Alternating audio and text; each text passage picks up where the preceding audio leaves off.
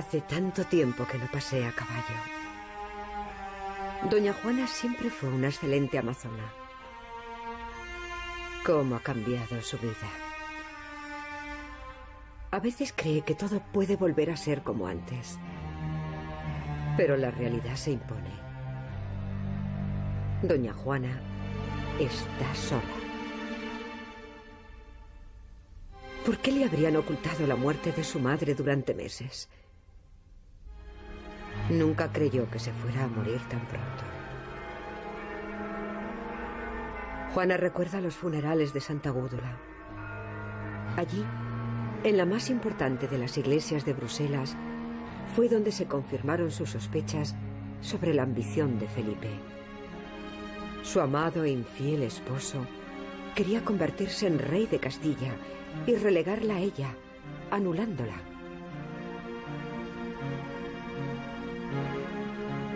Aquel día, en el interior del templo, Juana rezó.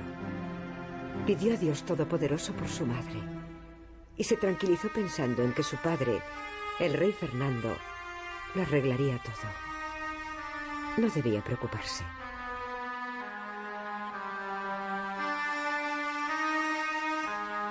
Cuenta la historia que fue en esta iglesia de Santa Gúdula, hoy catedral de Bruselas, donde se celebraron los funerales por la reina Isabel la Católica. Doña Juana era la tercera de sus hijos y ocupaba un lugar muy lejano en la línea sucesoria. De ahí que sus padres no se preocuparan de educarla para reina, porque nunca se plantearon que llegaría un día en que doña Juana habría de ocupar el reino de Castilla. Sin embargo, eso fue lo que sucedió. En su testamento, la reina católica lega la corona de Castilla y León a su hija doña Juana. Era una herencia importantísima, pero para doña Juana probablemente significó la causa de muchos de sus males. En Tordesillas, doña Juana, archiduquesa de Austria, duquesa de Borgoña y Brabante, condesa de Flandes y reina de Castilla, vive relativamente tranquila. Su marido, Felipe, ha muerto. Juana no quiere pensar en la muerte de Felipe. No quiere pensar en él, ni en nada. Sin embargo, los recuerdos no dejan de atormentarla. ¿En qué se equivocó? ¿Cuál debería haber sido su comportamiento? Ella, Juana, tenía que defender a Castilla de los proyectos de Felipe. Era la reina. Después de los funerales por su madre, hubieron de retrasar el viaje a Castilla, porque ella se encontraba embarazada de María. Tenían entonces 3 hijos, 2 muchachos, Carlos y Fernando, y la primogénita, Leonor. Hacía más de 8 años que se había casado con Felipe de Habsburgo. Juana recuerda cómo los miedos e inconvenientes del difícil viaje hasta Flandes desaparecieron nada más encontrarse con su prometido. Se había enamorado de él nada más verle. A Felipe le sucedió lo mismo. Sabe que nunca se olvidará de Lier. Aquí, en Lier, localidad cercana a Bruselas, se conocieron Juana y Felipe. Dicen las crónicas que los dos jóvenes se gustaron nada más verse, y que fue tal la pasión que sintieron el uno por el otro que decidieron contraer matrimonio inmediatamente. Aquella misma tarde se bendijo su unión, aunque la ceremonia oficial de esponsales se celebraría unos días después en esta iglesia de San Gomaro, en la misma localidad de Lier. La infanta castellana iniciaba una nueva vida al lado de Felipe con los mejores augurios. Todo parecía sonreírles. En Flandes la vida era muy diferente. Reinaba la alegría y las gentes estaban deseosas de vivir. Las mujeres tenían más libertad que las castellanas, bebían y comían en compañía de los hombres. A la hija de los reyes católicos, por su educación, sin duda le iba a resultar difícil acomodarse a las costumbres y a las formas sociales de los Países Bajos, pero sería allí donde discurriría su existencia y debería adaptarse. Juana había recibido una educación bastante infrecuente en aquel tiempo para las mujeres, aunque éstas fueran princesas. En este sentido, debemos recordar que las hijas de la reina Isabel la Católica estaban consideradas en las distintas cortes europeas como las princesas más instruidas del Renacimiento. Juana siempre había demostrado buenas aptitudes para la música. Bailaba muy bien y tañía el laúd con maestría. Qué dichosa había sido al lado de Felipe cuando juntos visitaron las ciudades de Amberes, Gante, Brujas. Sí, Juana sabe que pudo haber sido feliz en Flandes, pero el destino no lo había querido así. Aunque Felipe y ella habían sido educados en ambientes diferentes, se llevaban bien. Juana normalmente cedía a muchas de sus costumbres para asimilar como propias las de su marido. Siempre había obedecido las disposiciones de sus mayores, pues la habían mentalizado y educado para que así fuera. Por ello, no dudará en acudir al lado de sus padres cuando éstos, después de las muertes del príncipe Juan, heredero de la corona, de su hermana mayor Isabel y la del hijo de ésta, el pequeño Miguel, le piden que viaje a Castilla con su esposo para ser reconocidos como herederos al trono. Juana se había visto obligada a soportar humillaciones. Claro que le había molestado el protagonismo que se había arrogado a su marido al ser proclamado rey de Castilla y León en los funerales por su madre. Aunque es posible que hace unos años, cuando todavía se entendían bien, no le hubiese importado. De hecho, en la visita que realizaron a Castilla, su padre, el rey Fernando, al entrar en Toledo con ellos, situó a Felipe a su lado, dejando que ella entrase detrás, y no le importó que su padre la hubiera marginado dándole un protagonismo a Felipe, y no a ella, que era la auténtica heredera propietaria. Juana recuerda que a su madre no le había gustado aquel gesto del rey, y en el siguiente acto público se cuidó de que no volviera a suceder.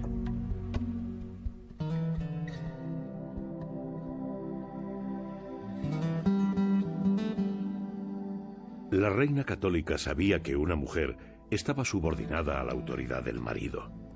De ahí sus miedos a que Juana, casada con un extranjero, decidiera, influenciada por este, en contra de los intereses de su propio reino. Por ello quiere que Juana y Felipe vivan en Castilla. Las cortes castellanas juraron a Juana como princesa y heredera de los reinos de Castilla y León y aceptaron a Felipe como príncipe consorte. Unos meses más tarde, las Cortes de Aragón confirmaron a Juana como soberana propietaria y a Felipe como rey consorte después de la muerte de Fernando, a menos que el rey aragonés engendrara un legítimo hijo varón. Los reyes católicos deseaban que Juana y Felipe no tuviesen más intereses que los castellanos y aragoneses. Pero era imposible que Felipe se olvidara de los Países Bajos, y los afanes de aquellos no coincidían con los castellanos. Por ejemplo, a los Países Bajos les interesaba la armonía con Francia. A Castilla y Aragón, todo lo contrario. Nada pueden hacer los reyes por retener a Felipe cerca de ellos.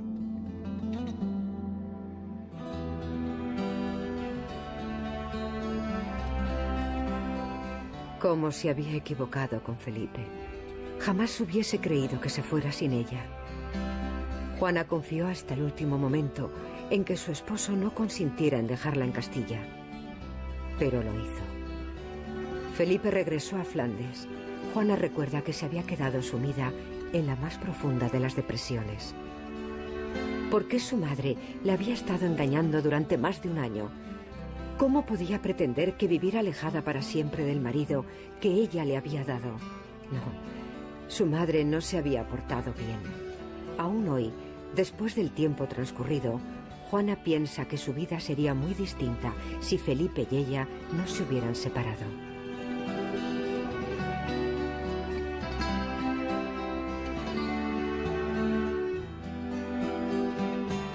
La reina católica, en su empeño por evitar que Juana y Felipe se fueran de Castilla, pensó que sería interesante intentar que Juana, debido a su avanzado embarazo, se quedara con ellos, pensando que Felipe desistiría entonces de emprender el viaje solo. Pero los planes de Isabel fracasaron y tuvo que ver cómo su hija se hundía cada día más en la melancolía. El nacimiento en marzo de 1503 del segundo hijo varón de Juana al que pondrán el nombre del abuelo, Fernando, anima el espíritu de la hija de los reyes católicos. Pero serán las cartas de Felipe, que desde los Países Bajos le ruega que regrese a su lado, quienes devuelvan a Juana los deseos de seguir viviendo. Pero Juana ve cómo el tiempo va pasando y ella sigue en Castilla. No sabe qué hacer para convencer a sus padres de que su sitio está al lado de Felipe. Juana desconoce las intenciones de su madre, ignora que detrás de todas aquellas disculpas y promesas falsas se esconde la voluntad de la reina católica, que no quiere que su hija abandone Castilla. Doña Isabel cree que con la lejanía y el discurrir del tiempo, Juana se olvidará de Felipe y se convertirá en digna sucesora al frente de los destinos del reino. Se equivocaba. ¿Qué habrá sido de Beatriz de Bobadilla? Al recordar a su dama más querida, Juana vuelve a sentir el punzante dolor de aquel día en que Beatriz le contó la verdad. Era su madre quien la retenía en Castilla. Juana vuelve a sentir la rabia y la desesperación de entonces. ¿Para qué y por qué habían decidido su matrimonio? ¿No debía aplicársele a ella aquello que solía repetir su madre? Lo que Dios ha unido, que no lo separe el hombre. A pesar del tiempo transcurrido, sabe que volvería a comportarse de igual forma. Cuando Juana se enteró de las intenciones de su madre, se encontraba en el castillo de la Mota. Inmediatamente ordenó disponer todo para emprender el viaje hacia Flandes. Necesita reunirse con su marido. Enterada la reina Isabel de las intenciones de su hija, ordena que cierren las puertas para impedirle que se vaya.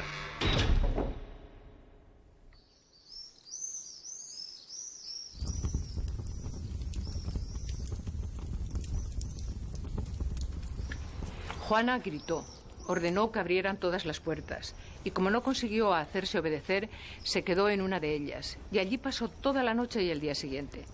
De nada sirvieron las súplicas de las personas que su madre había enviado para hacerla cambiar de idea. Juana decía que si no podía disponer de las caballerías y de los carros, tampoco era digna de vivir en el palacio. Solo los ruegos de su dama, Beatriz de Bobadilla, la hicieron guarecerse en una especie de chamizo del cuerpo de guardia. Se puede interpretar la reacción de Juana como una manifestación clara de su desequilibrio mental. La verdad es que su postura no resulta en absoluto lógica, pero ¿qué podría hacer para conseguir lo que quería? ¿Cómo hacer reaccionar a su madre? Yo creo que la postura de Juana en ese momento hay que entenderla como la de una mujer que utiliza los escasos recursos que en ese momento tiene para enfrentarse con su madre. Una madre a la que parece muy unida y a la que ha echado mucho de menos cuando, por lo menos en los primeros tiempos, cuando fue enviada a Flandes a casarse y por lo tanto a la que hay que suponer unida afectivamente. Juana, a quien le habían prometido la posibilidad de volver a Flandes después del nacimiento de su hijo, pues había estado intentando negociar por otros medios durante un año. Y esperando el prometido regreso a Flandes. Por lo tanto, es un último recurso, es lo que le quedaba en este momento para intentar hacer a su madre cumplir su promesa. Juana no tiene ningún medio para oponerse a la voluntad de su madre y entonces utiliza el que ha venido utilizando, ya ha utilizado en algún momento en Flandes anteriormente, que es su propio cuerpo, es decir, su propio ser mujer. Ella degrada su cuerpo saliendo de los aposentos que le corresponden, bajando a los aposentos de los servidores, a la cocina y saliendo al patio, es decir, poniéndose a la intemperie, poniéndose en un ambiente sin protección. De manera que, poniendo de manifiesto su vulnerabilidad, intenta demostrar a su madre que lo que ella quiere realmente lo quiere y lo va a conseguir como sea, incluyendo su propia degradación personal, es decir, utilizando su propio cuerpo, que es lo único que en ese momento tiene. Madre e hija vivieron juntas en el castillo de la Mota después de aquel incidente. Fueron días terribles en los que se enfrentaron sin ningún tipo de convencionalismos.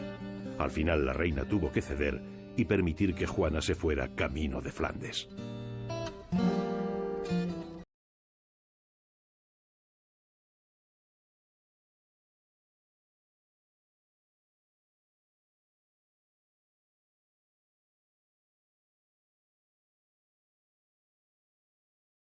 Para Isabel, lo más importante era Castilla y la unidad de los reinos peninsulares. Sin embargo, ella solo vivía para su matrimonio y para el amor de Felipe. Ha querido a Felipe más que a nadie, pero jamás traicionaría los intereses de Castilla. Eso, jamás. La historia habla del orgullo de Juana como infanta castellana y cuenta cómo a su paso por Francia, en el castillo de Blois, en presencia de los reyes y de la corte francesa, había dejado constancia de ello cuando su marido, Felipe, juró vasallaje al monarca francés, y ella, Juana de Castilla, no reconoció tal subordinación, demostrando su orgullo de infanta castellana.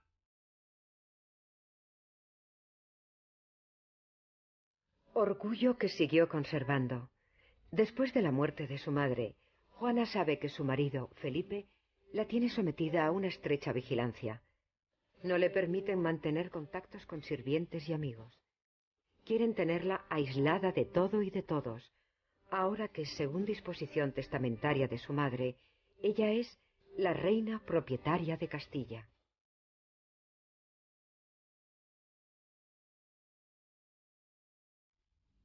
Juana sospecha de su marido. Teme que Felipe pretenda convertirse en auténtico dueño y señor de Castilla. Pero su madre había tomado medidas para que esto no sucediera, al añadir una cláusula en el testamento en la que se establece que si a ella le sucede algo, sea el rey Fernando quien gobierne en su nombre.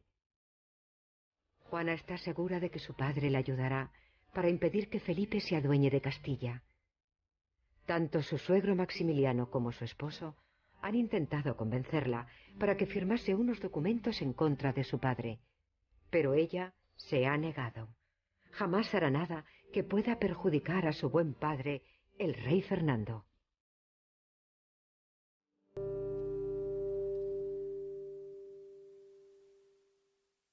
Sin embargo, Juana comprobará desesperada cómo su padre no quiere verla.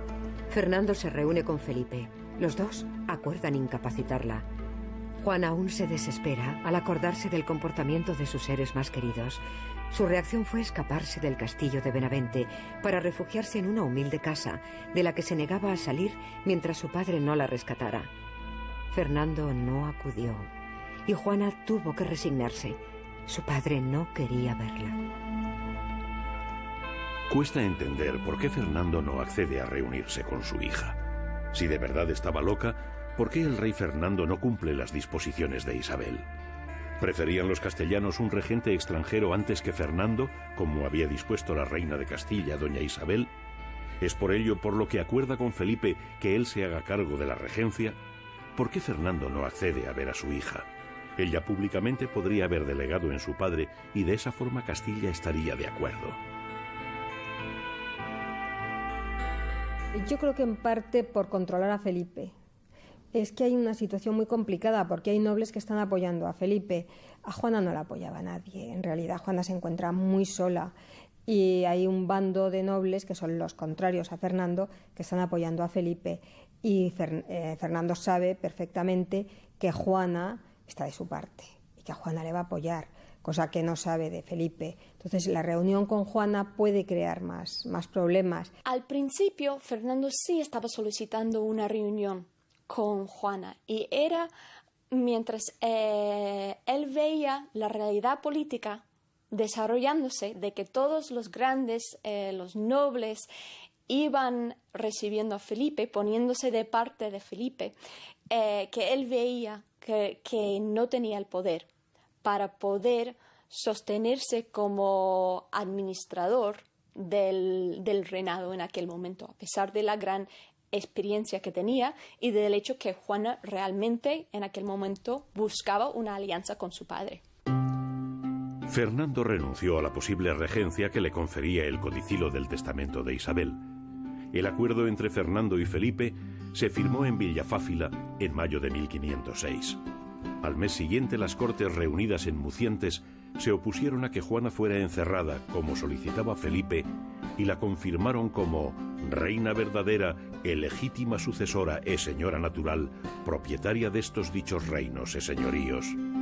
Y a Felipe como rey verdadero e legítimo señor, como a su legítimo marido de la dicha señora reina doña Juana, Nuestra Señora. Felipe ejerce el poder por ser el marido de Juana, pero toma todas sus decisiones sin contar con ella, como si fuera él el único dueño y señor de Castilla. Así dispone que la corte se establezca en Burgos. En Burgos, Juana sufrirá por el comportamiento de su esposo mientras espera el nacimiento de su quinto hijo. El rey Fernando el Católico se ha casado con una princesa francesa mucho más joven, Germana de Foix, con la esperanza de tener un hijo varón que herede la corona aragonesa. A Juana seguro que la noticia le habrá dejado indiferente. Isabel la Católica supo inculcar muy bien a sus hijos el amor y respeto por su padre. Así se lo recordaba en su testamento. Que siempre sean muy obedientes y sujetos al rey, mi señor, y que no le salgan de obediencia y mandado, y lo sirvan y traten y acaten con toda reverencia y obediencia, dándole y faciéndole dar todo el honor que buenos y obedientes fijos deben dar a su buen padre. No habían pasado 2 meses desde la instalación de la corte en Burgos, cuando Felipe enferma de gravedad. Juana lo cuidará día y noche. No se separará de su lado durante los días que dura su agonía, porque nada se pudo hacer por la vida de Felipe, que según la versión oficial, murió a causa de beber agua fría en un momento de acaloramiento después de jugar un partido de pelota. Aunque también se habló de algún tipo de enfermedad contagiosa, y no faltaron quienes vieron el veneno como posible causa del fallecimiento del marido de Juana. El cadáver de Felipe, una vez embalsamado como se acostumbraba a hacer con los reyes, fue llevado a la Cartuja de Miraflores, cerca de Burgos, en espera de ser trasladado a Granada. Juana quería que reposara al lado de su madre Isabel.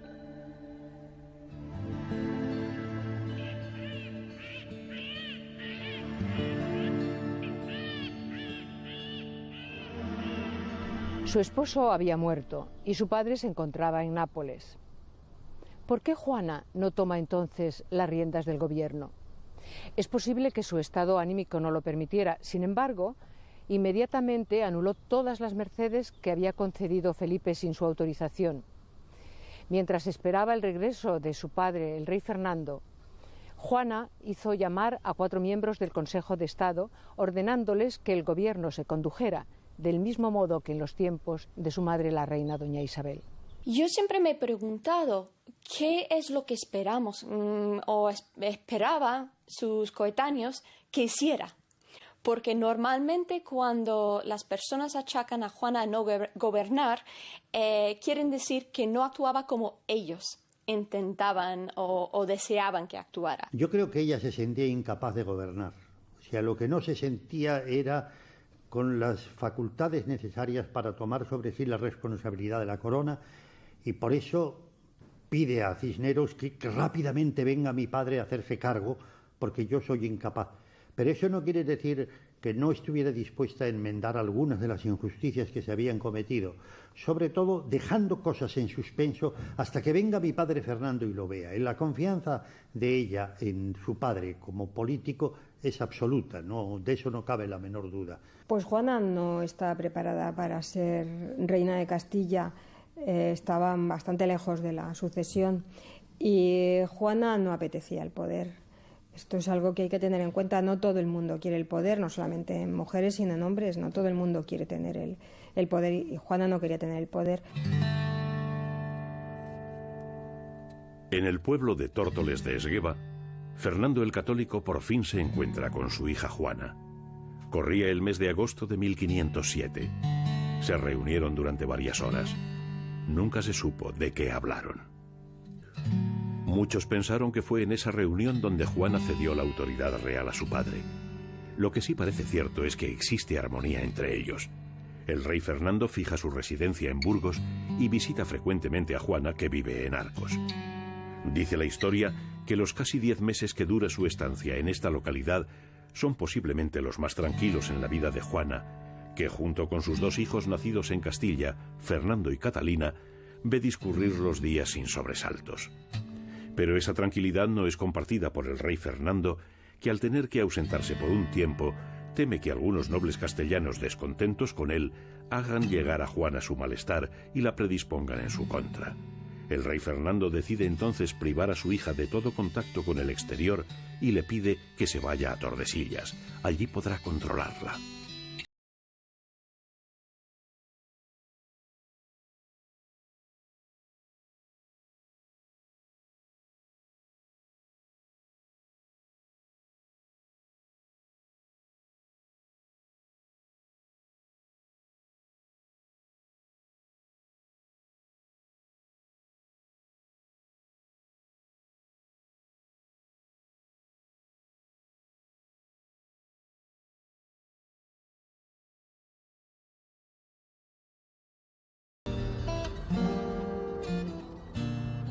La escena de Juana junto al ataúd de su esposo ha sido inmortalizada por los pintores románticos y esgrimida como una prueba más de la locura de amor de la reina. Pero la realidad era otra. Juana utiliza el féretro de su marido para demostrar su viudez y de esa forma disuadir a los posibles pretendientes a su mano. No quiere casarse, no por fidelidad a su esposo muerto, sino para preservar el trono de Castilla para su hijo. También tiene miedo a que se lleven el cuerpo de Felipe a Flandes. Por ello, ha pedido que permanezca cerca de ella, en el monasterio, para impedir que lo roben.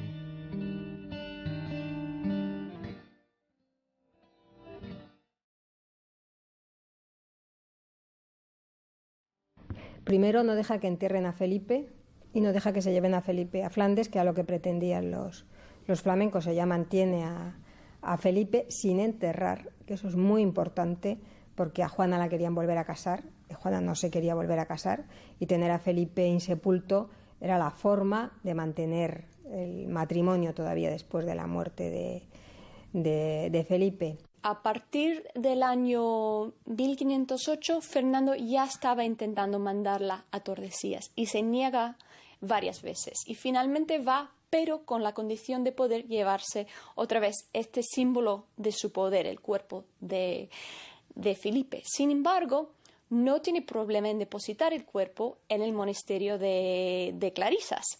Entonces, eso deshace un poco la leyenda de los celos necrofílicos, supuestos celos necrofílicos, porque no tuvo problema en dejar los restos de Felipe con una comunidad de religiosas. Al llegar a Tordesillas, el cuerpo de Felipe fue depositado en el monasterio de Santa Clara.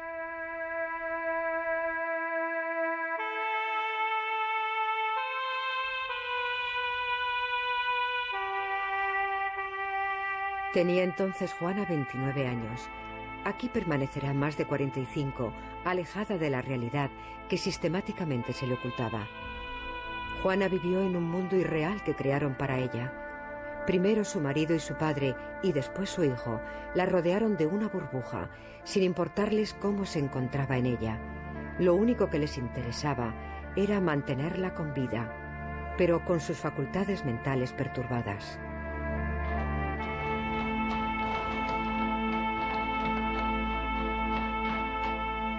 El rey Fernando el Católico muere en enero de 1516.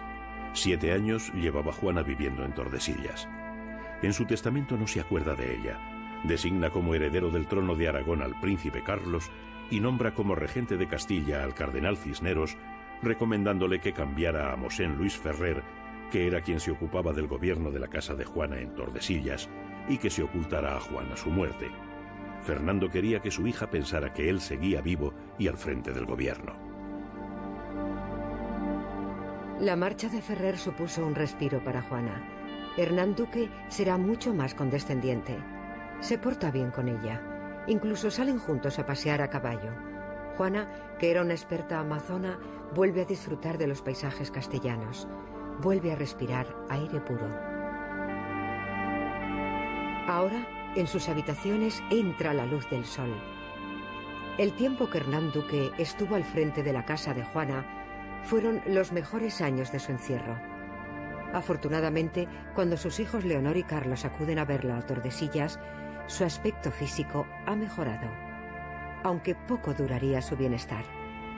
Carlos, para darle mayor importancia a la residencia de su madre, sustituyó a Hernán Duque por Bernardo de Sandoval y Rojas, marqués de Denia.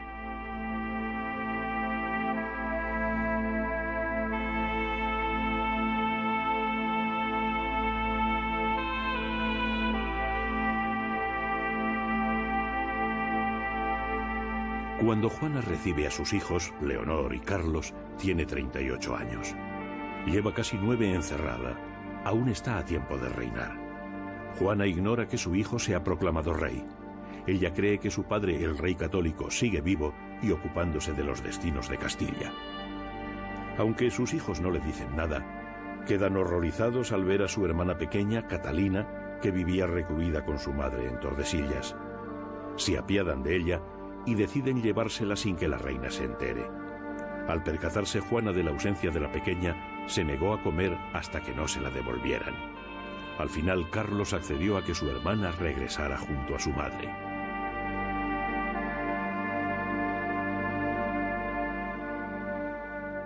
Cuando Carlos llega a la península ibérica en 1517, va con su hermana mayor a Tordesillas para besarle las manos a la reina. Entonces, en ese nivel sí la respeta.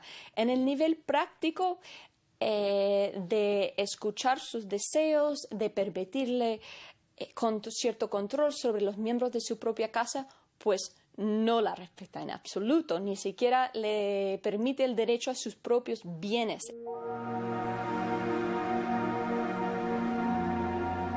Lo mismo que había hecho su padre, Felipe, a la muerte de Isabel la Católica, Carlos mandó celebrar en Santa Gúdula los funerales por su abuelo, el rey Fernando. Y después se proclamó, en contra de la voluntad de Cisneros y de parte de la nobleza castellana, rey de Castilla y León. Carlos asegura a los castellanos que gobernará en unión con su madre y afirma que si algún día doña Juana recupera la salud, él se retirará y dejará que ella reine sola.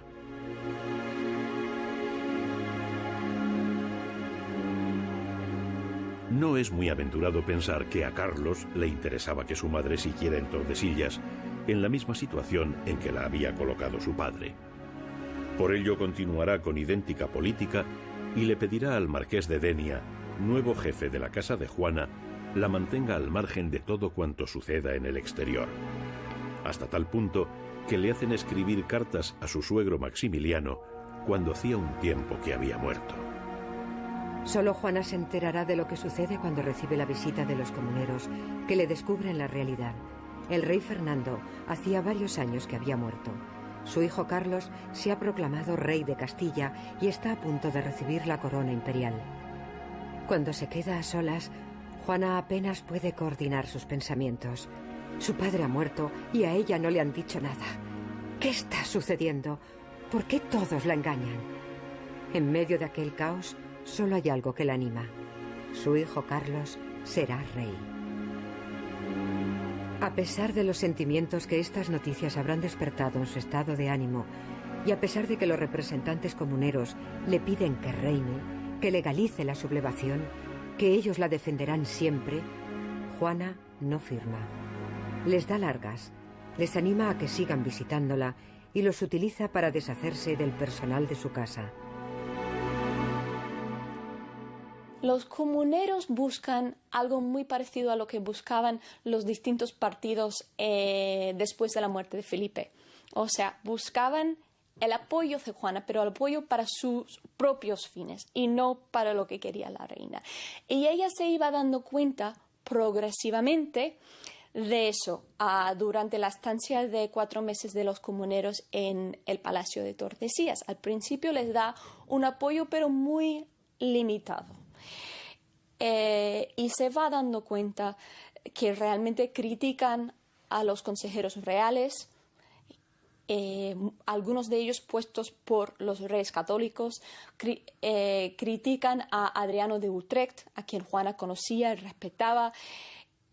Va dando cuenta que los comuneros buscan un programa que no es el suyo, ni mucho menos, y que va en detrimento de los intereses de sus propios hijos, sobre todo de su hijo Carlos y de la herencia de Carlos. Pues yo creo que Juana actuó con bastante prudencia y bastante cordura en ese asunto.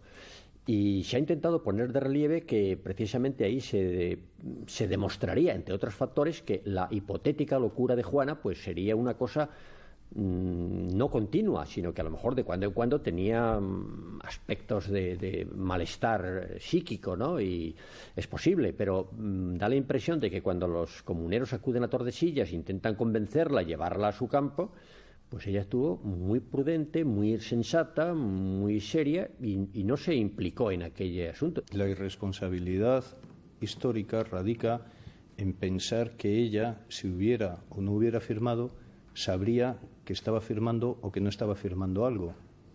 Y ella en realidad es que probablemente no tenía ninguna noción de la realidad de las cosas, porque estaba tan absolutamente enajenada mental que no sabía cuál era la realidad de sus actos. Y pretender otra cosa es querer rebuscar un algo para un no acabo de entender qué, porque verdaderamente Juana tenía una esquizofrenia tremenda, en fin, y un sinfín de problemas mentales que no es que lo digamos los historiadores, que en esto no debemos opinar los historiadores. Para esto hay psiquiatras que han escrito sobre los males mentales de Juana, y que yo no tengo ninguna necesidad de meterme contra el juicio de un psiquiatra que haya leído y analizado la personalidad dificilísima y alterada de Juana. Según los documentos de su época, hay indicios muy importantes de que se le concedían una capacidad jurídica importante, una capacidad jurídica que requería ser cuerda. O sea, el hecho de que ella firmaba documentos y estos tenían valor legal es un indicio de cordura. Ahora, yo no defiendo todos sus comportamientos, ni tampoco digo que tuviera grandes dotes como política, ¿no? Pero la capacidad de firmar documentos es un indicio muy importante de cordura.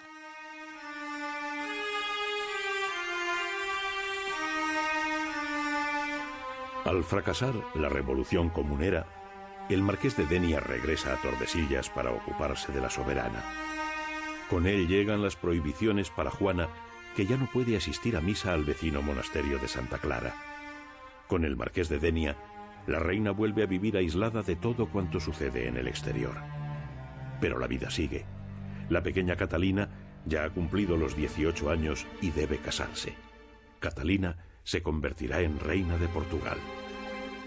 Juana sufre en silencio, no como cuando se llevaron a su hija hace unos años. La reina es consciente de cuál debe ser el destino de una infanta de Castilla. Sin la presencia de Catalina, el encierro de Tordesillas es mucho más tedioso. Muchos días no se levanta de la cama y apenas come.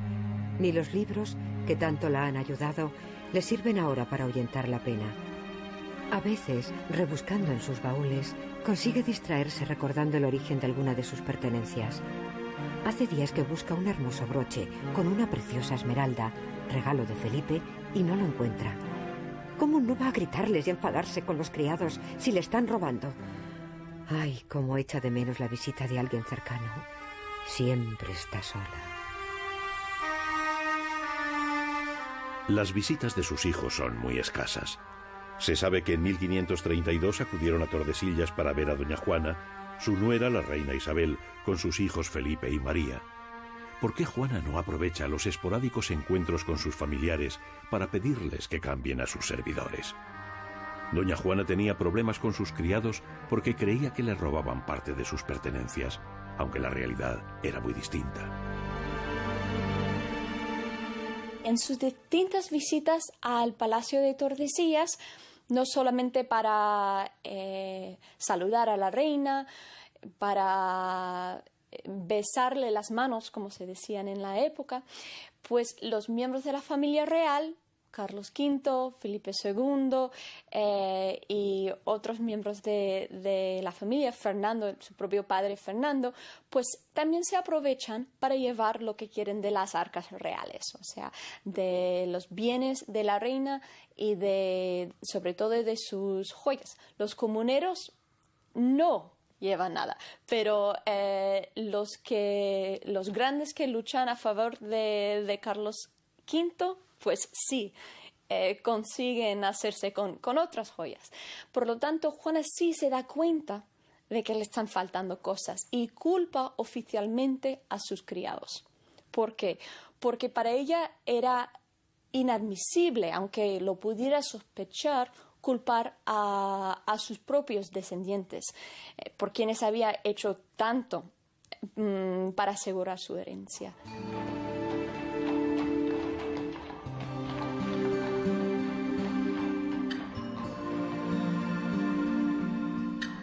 Cuentan que también su nieto Felipe la visitó para darle cuenta de su matrimonio con una princesa portuguesa y que después de la boda los dos acudieron de nuevo a Tordesillas.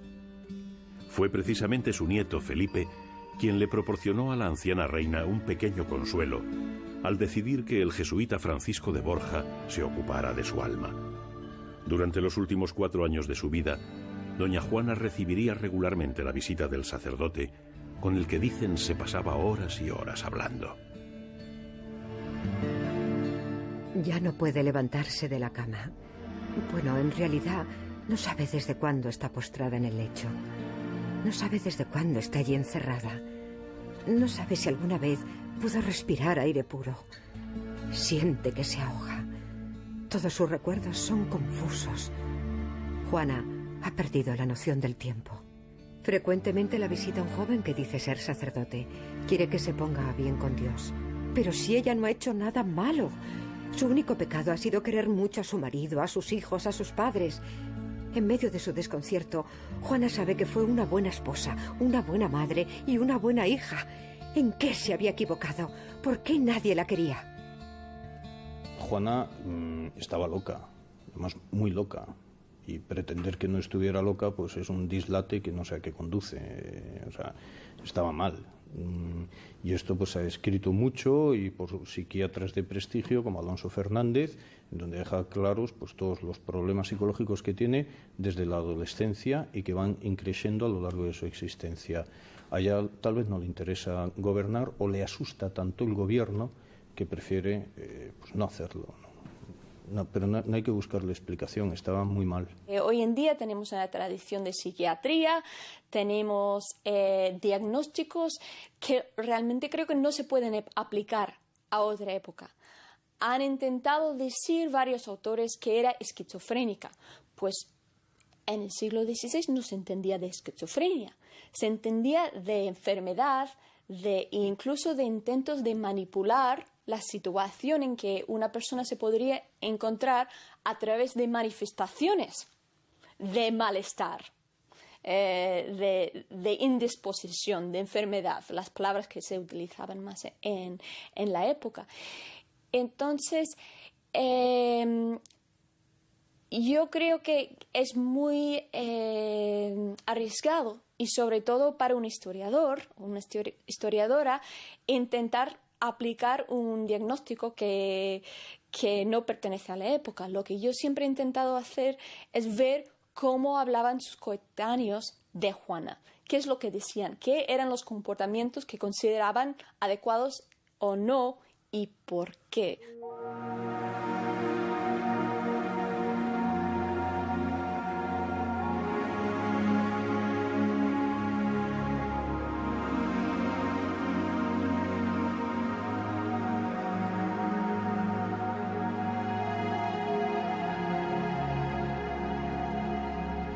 Juana murió un día de Viernes Santo, el 12 de abril de 1555. Tenía 76 años. Vivió encerrada en Tordesillas más de 45. En toda España se celebraron funerales por su eterno descanso. También en Bruselas se acordaron de ella. Encabezaba el cortejo fúnebre un caballo con una silla de montar de mujer que llevaba una corona. En la iglesia de Santa Gúdula se celebraron las exequias.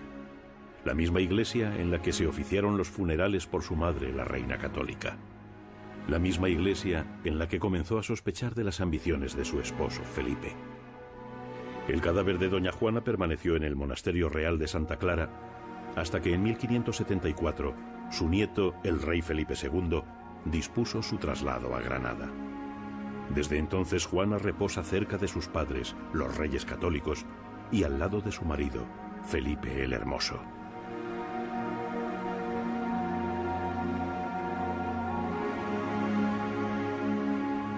¿En qué se había equivocado?